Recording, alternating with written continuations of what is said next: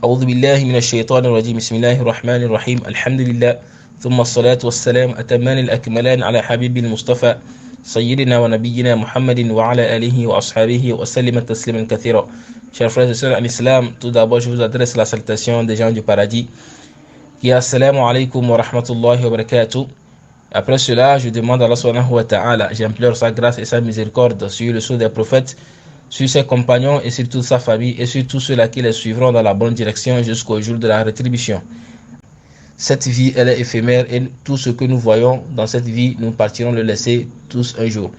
Donc, il est important que nous profitons du temps que Allah subhanahu wa ta'ala nous a accordé, de maximiser le bien, de profiter de la jeunesse que Allah subhanahu wa ta'ala nous a accordé, de maximiser le bien.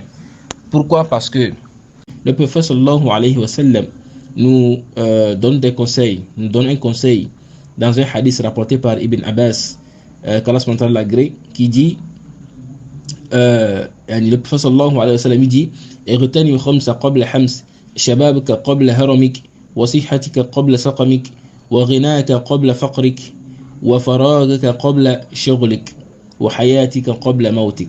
Le prophète sallallahu alayhi wa sallam, dans ce hadith, il nous dit: profite de 5 choses avant 5 choses, avant 5 autres. Donc, il faut profiter de ta jeunesse avant ta vieillesse. Tu vois, ta jeunesse avant ta vieillesse. Il faut, lorsque tu es jeune, tu as plus d'énergie, tu as plus de force. Lorsque tu es jeune, c'est que tu regroupes beaucoup de bienfaits en fait. Tu peux profiter de ta jeunesse avec la force que tu as, avec l'énergie que tu as.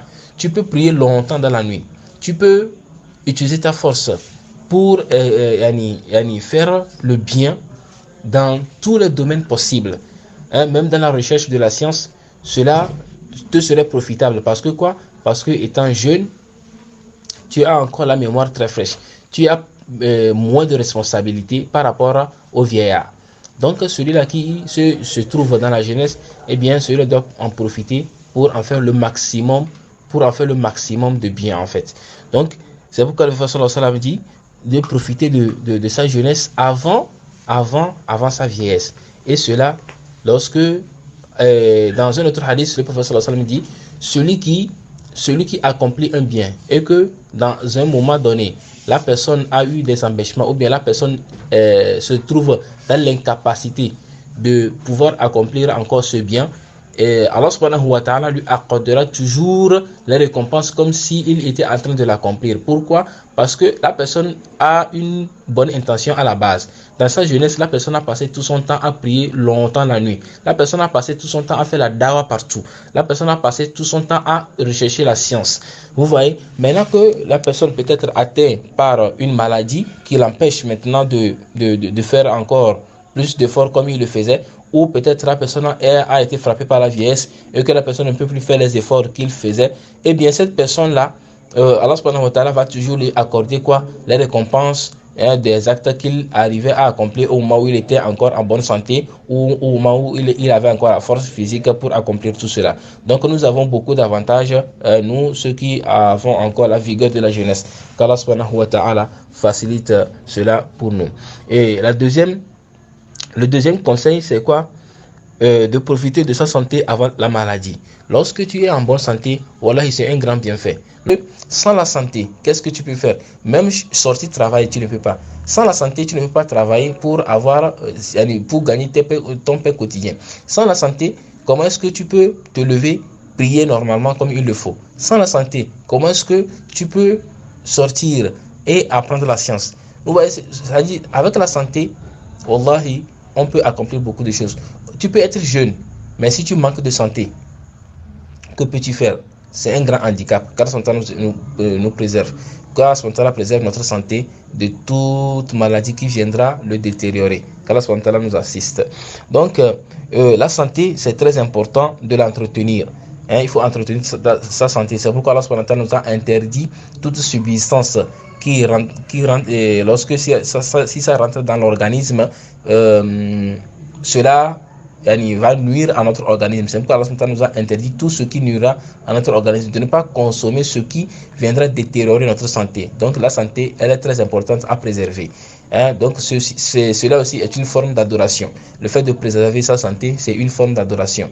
Donc si tu préserves ta santé dans l'intention de l'utiliser dans le bien, Allah subhanahu wa ta'ala va t'accorder la récompense par rapport à ton intention.